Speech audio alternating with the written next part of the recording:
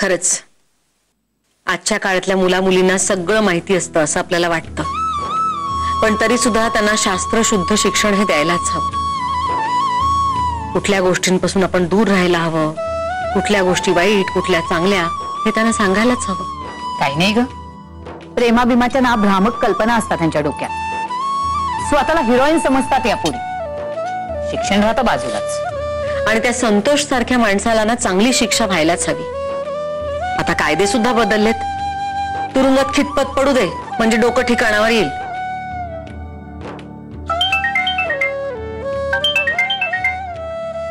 जीजू, hello. Hello Radha. हा अगं प्राचीच्या घरी गेलो होतो ना, तर केदारने तिच्या वडिलांना समजावला आणि ते यायला तयार झाले हॉस्पिटलमध्ये प्राचीला भेटायला. रिअली? खरंच? ही तर चांगली बातमी आहे. आणि केदार कुठे आहेत? अगं तो त्याच्या क्लिनिक मध्ये गेलाय पेशंटला बघायला. मी बाहेर आलोय. ओके बरं, मी 4 वाजता जाणार आहे हॉस्पिटलला. बरं. सो तिच्या बाबांना 4 वाजताच बोलवा. हा हा हा. तुम्ही जेवायला आता घरीच या. सौरभ उद्या चाललाय ना, तर त्याच्या आवडीचं काहीतरी केलेलं आहे. सगळे एकत्र बसून जेवूया. हा चालेल चालेल. आणि हो, केदारना थँक्स सांगा. आणि या आता लवकर घरी. पण त्याआधी मी काय करतो, हॉस्पिटलला जाऊन येतो. त्या प्राचीला ही आनंदाची बातमी देतो. मी केदारला पाठवतो ना पुढे. जीजू पण ह्या जेवणाचं विसरू नका. लवकर घरी या. मी आलो लगेच. Okay bye. काय ग, काय झालं? फार चांगली बातमी आहे, प्राचीसाठी सुद्धा आणि आपल्यासाठी सुद्धा. म्हणजे ते हवालदार जाधव त्या प्राचीचे वडील तिला भेटायला तयार झाले का? हो, ते 4 वाजता येत आहेत. तेव्हा मी आणि जीजू पण जाणार आहोत. अगं बाई, काय सांगतेस काय? हो ना. पण काय ग, ते जाधव हवालदार हॉस्पिटलमध्ये यायला तयार नव्हते ना. माझी मुलगी मला मेली असं म्हणत होते ना. मला सांगितलं यशनी. हो ना, असंच म्हणत होते. पण हे सगळं केदारमुळे बदललं. काय? काय? हो, मी तुम्हाला सांगितलं ना की प्राचीसाठी पण आनंदाची बातमी आणि आपल्यासाठी सुद्धा. ती हीच. केदारनी त्यांना नीट समजवलं आणि आज केदारमुळेच ते प्राचीला भेटायला तयार झाले. मला ना त्याचं काही कळतच नाही. आता जसा त्यांच्याशी वागला ना, तसा हा जर नेहमीच वागला तर काय हरकत आहे ग?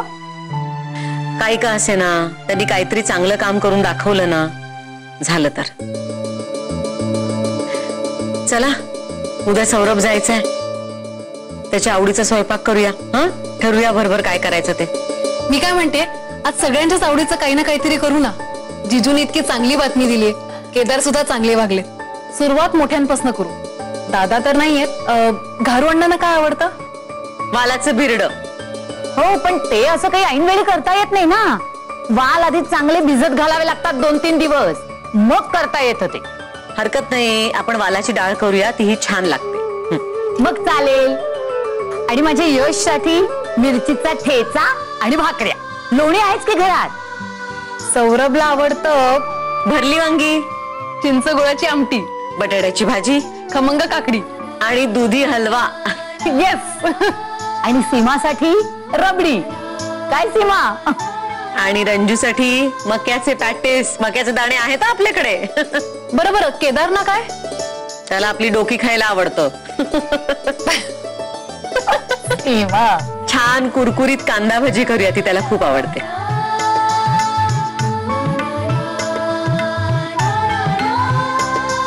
आणि राधा, हा, तुला काय आवडतं ग? सगळ्यांसाठी जे जे करू ना, त्यातलं थोडं थोडं.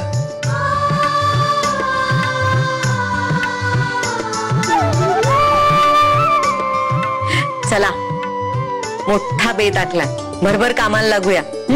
चला, मी कामं वाटून देते. हो, चला चला, तयारीला लागूया.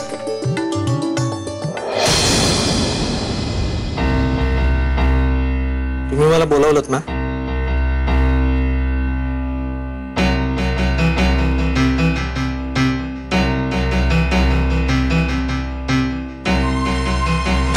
हे घे. Revised contract. आपण याआधीही बोललोय, पण तरी पुन्हा एकदा आठवण करून देते. आपण लग्न करतोय ते फक्त कॉन्ट्रॅक्ट प्रमाणे. टेक्निकली नवरा बायको म्हणून आपला एकमेकांवर कोणताही हक्क राहणार नाही. 3 महिन्यानंतर तू कॉन्ट्रॅक्ट मधून आणि या लग्नामधून फ्री होशील. आणि त्यानंतर हे नाटक केल्याबद्दल तुला भरपूर पैसे आणि करिअरसाठी संपूर्ण सपोर्ट मिळेल. पण या 3 महिन्यात तुला राधाशी किंवा तुझ्या घरच्यांशी कोणताही कॉन्टॅक्ट ठेवता येणार नाही.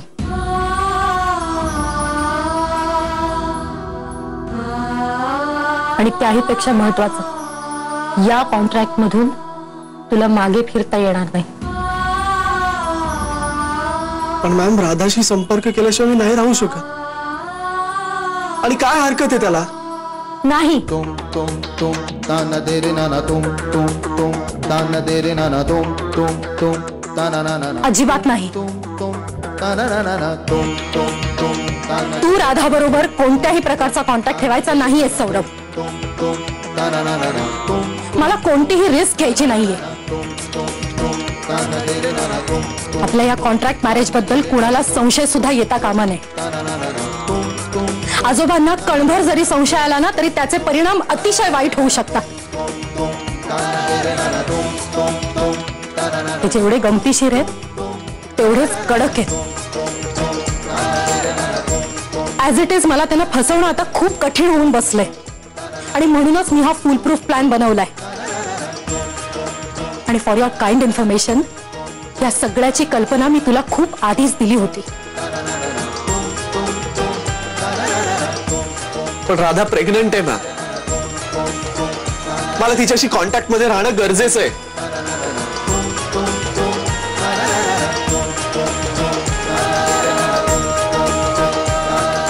तिच्याशी कॉन्टॅक्ट ठेवायचा नाही ही माझी अट आहे. आणि हा तुमचा पर्सनल प्रॉब्लेम आहे मिस्टर सौरभ धर्माधिकारी. तुला हवं असेल तर अर्धा तास विचार कर आणि मग सह्या कर.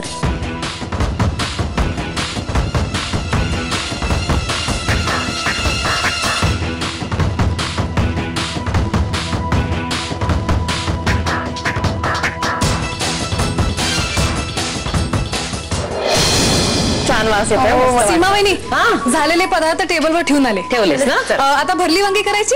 अगं त्याच वाटण वाटतेय मी. हा, ते झालं की करूया.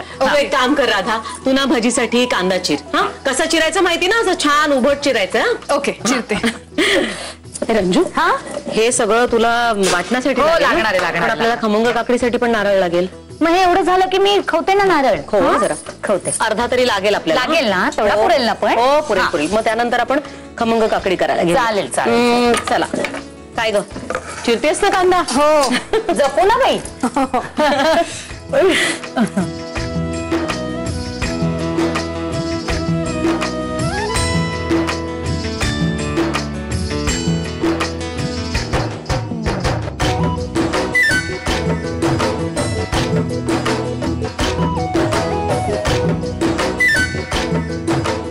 लागेलच हा एवढं सगळं. हो, बस बस बस, तेवढं पुरे झालं. हो.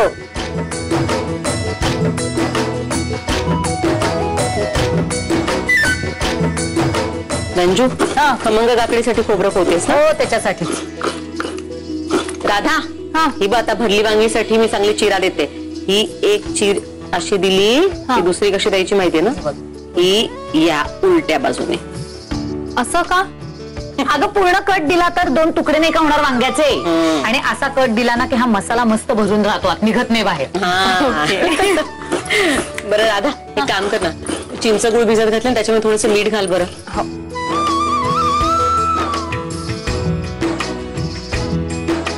एवढं? थोडं कमी कर. एवढं? हा, घाल. चांगलं मिक्स कर बरं ते. हा. बरं बघ ना, काकडीसाठी एवढा नारळ बास झाला. हो, बास झाला. काकडी कशाला? नाही नाही, मग मी काकडी घेऊ कोचवायला? ओके. चालेल, चालेल. पोचते म्हणजे? अगं कोचते म्हणजे ना काकडीचे बारीक बारीक तुकडे करायचे. दाखवते तुला. दाखव तिला. तेच दाखवते. हे बघ. बघ कशी आता हा. करते ती.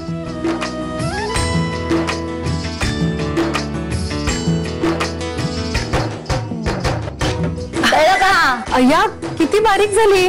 बारीक पण होते आणि पाणी कमी सुटतं ना. किसली तर काय नुसतं पाणी पाणी होऊन बसतं. हो ना. हे पुढच्या वेळेस ना आपण दालबाटी करूया. हा, मी जयपूरला गेले होते ना माझ्या मावशीकडे, तेव्हा तिकडची ऑथेंटिक राजस्थानची दालबाटी शिकून आले. हा, ती करूया. आणि माझी ती एक मैत्रीण माहितीये तुला, पद्मा सुब्रमण्यम, तिने मला अडई करायला शिकवली, ती सुद्धा करूया. दालबाटी मला माहितीये, पण हे अडई काय आहे? ऍक्च्युली काय ना, त्या ऍटमॉस्फिअरला सूट होणारे ते पदार्थ असतात. आता राजस्थानमध्ये हवा उष्ण आणि कोरडी असते, म्हणून त्यांच्या शरीराला मॉइश्चर मिळावं म्हणून त्यांच्या जेवणामध्ये भरपूर तूप असतं. हो हो, ती दालबाटी म्हणजे काय असतं माहितीये का रंजू, ती अशी तुपाची वाटी घेतात आणि त्याच्यामध्ये ती दालबाटी कुस्करून खातात. तुपाच्या वाटीत एवढं ते तुप रे. तसंच अडईत मुगाची आणि तुरीची डाळ असते आणि तांदूळ असतं.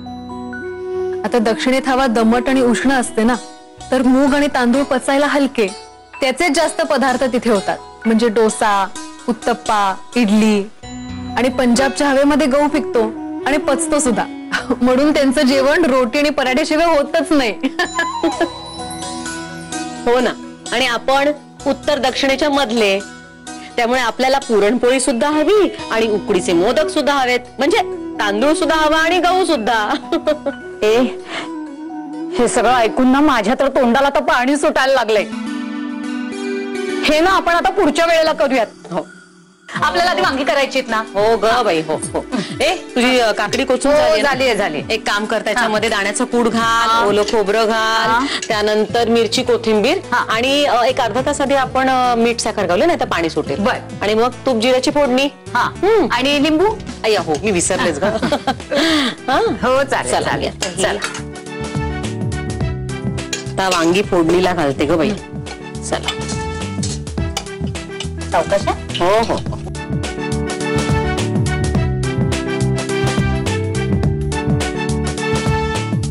हे मस्त वास आला. हो ना. चला आता हे सगळं झालं ना, की त्याच्यानंतर झाकण ठेवायचं आणि झाकणावर पाणी ठेवायचं बरं का राधा. ओके. म्हणजे जरा एक छान वाफ येते. आणि मग थोडंसं वाटण मी बाजूला ठेवलंय. हो, हे काय थोड्या वेळानंतर मग ते आपण नाही नंतर नंतर त्याचा रस्सा होण्यासाठी झाकण देशील मला तिकडनं जरा. हो दे. एक मिनिट, जरा थोडस पसरवून. हे वेळीचं काम झालंय ना आता. झालंय. काही करायचं नाहीये ना आता. दे इकडे. पाणी आहे ना. हा, पाणी ठेवूया त्याच्यावर. चला आता पुढे काय करायचं ग सीमा वहिनी? हो, त्या भज्याच्या कांद्यांचं काय करायचं? त्याला पाणी लावायचं नाही अजिबात. हा, चण्याचं पीठ चोळून ठेवायचं. त्यानंतर मीठ, आपलं लाल तिखट, ओवा सगळं घालायचं आणि त्याचं त्याला पाणी सुटेल, त्याच्यातच ती भजी करायची. अच्छा, म्हणून तुमची भजी इतकी टेस्टी होतात. आता कळलं मला. मी काकडी करायला घेते. राधा, दाण्याचं कूट दे बरं इकडे. खोबरं हे घे. हो, खोबरं पण आहे आणि मीठ पण आहे इथे. कोथिंबीर आहे ना ग तिकडे? हो आहे. दे जर. चिरलीस ना? नाही. बरं राहू दे, घेते मी चिरून. राधा, राधा,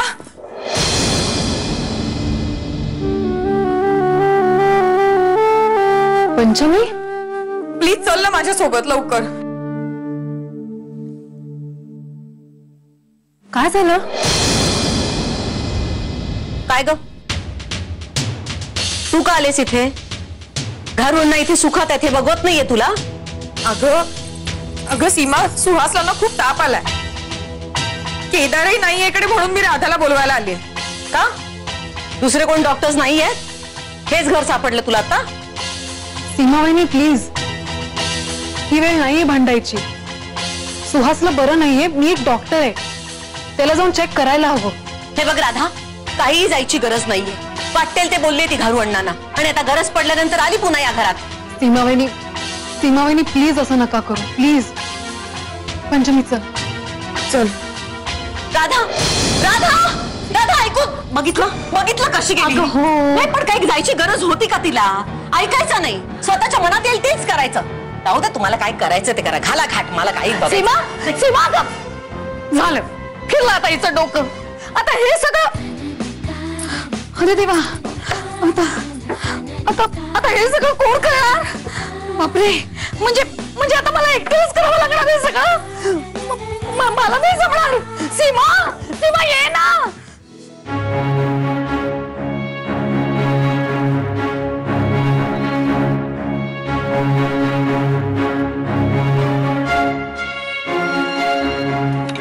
ताप जास्त नाहीये ना? 3.5 ताप आहे. काय? अगं पण अचानक एवढा ताप? अगं सगळीकडे साथ चालू आहे. मी इंजेक्शन दिलंय त्याला आणि काही गोळ्या पण प्रिस्क्राईब करते, त्या घेऊन ये.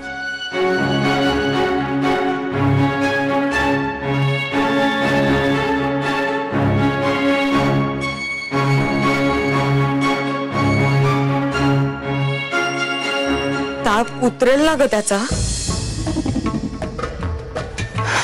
संध्याकाळपर्यंत उतरायला हवा.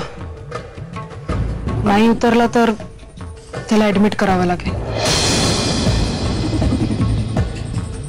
पण फार काही सिरियस झालेलं नाहीये ना त्याला? म्हणजे बरा होईल ना तो? कारण एकटीच आहे ग मी घरात आणि मला एकटीला हे सगळं बघायला. पंचमी, शांत शांत. मी इंजेक्शन दिलंय, आपण बघूया. पण जर उलटी झाली तर मला कळव. हा, आणि आम्ही सगळे आहोत, तू अजिबात काळजी करू नकोस.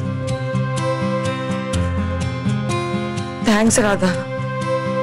नाही म्हणजे सीमाचं न ऐकून तू इकडे आलीस आणि त्याला चेक केलंस हेच खूप आहे. पंचमी, मी आधी डॉक्टर आहे आणि पेशंटला ट्रीट करणं हे सगळ्यात जास्त महत्वाचं माझ्यासाठी. Take care. येते मी.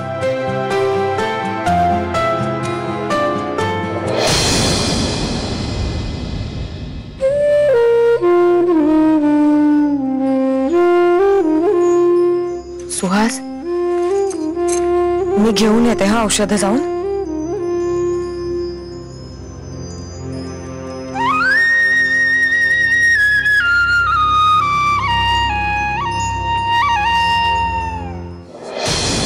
संपर्क ठेवायचा नाही म्हणजे काय? ही तर बायकोसारखीच दादागिरी करायला लागली. मी चुपचाप फोनवर बोललो तर कोणाला काय कळणार आहे म्हणा. आणि राधाला काही इमर्जन्सी आली तर संपर्कात राहायचं नाही हे शक्यच नाही. राधाला केव्हाही गरज भासू शकते माझी. बघूया, नंतर पटवता येईल रेवतीला. आत्ता हो म्हणून टाकावं सगळ्या गोष्टींना. तशी चांगली आहे रेवती, नाही म्हणणार नाही. पण राधाशिवाय 3 महिने कसे काढू मी?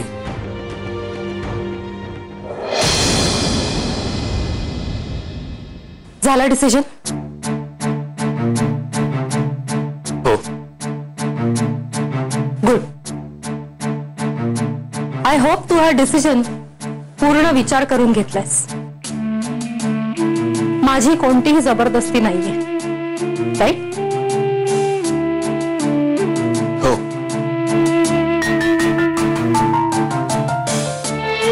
ग्रेट. कर सह्या.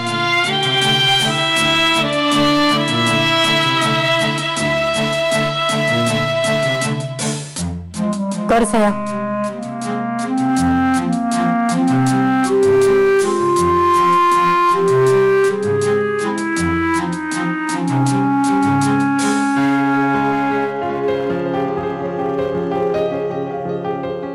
करतोयस ना? हो.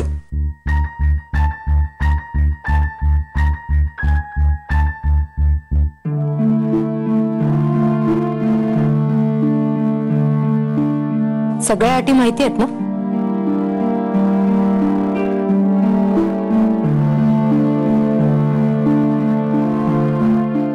हो. एकदा सह्या झाल्या की पुन्हा मागे फिरता येणार नाही.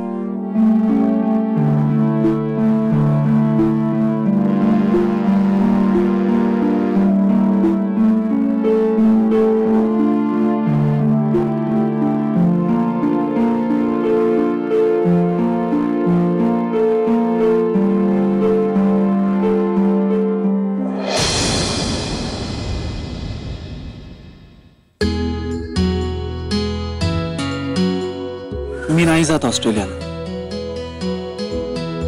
सौरभ, मलाही वाटतं की तू जाऊ नये. एकतर इतके दिवसानंतर आपण एकत्र आलोय, आता पुन्हा विरह.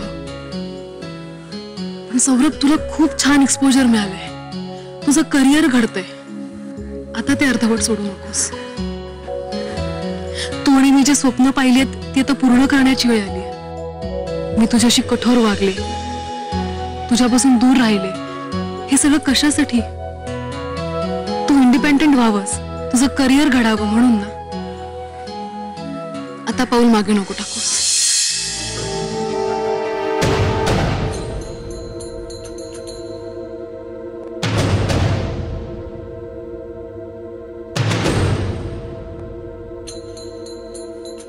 काय झालं? हं?